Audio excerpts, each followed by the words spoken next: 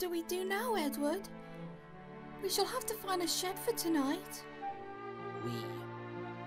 We? There's no we, Philip. Only you. You destroyed our shed! I didn't mean to do it. I'm sorry. I've had enough of you for one day, Philip. First, you didn't listen to me when I tried explaining some things to you. And two, your temper had cost us the shed. My shed. You... Just leave me alone. Edward, you don't mean that, do you? I do. Go away.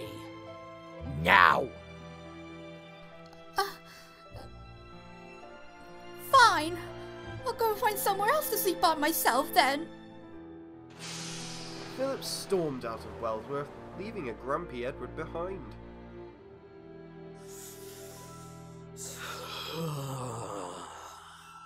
Philip felt so hurt from Edward's outburst that he parked on a siding, out of the way.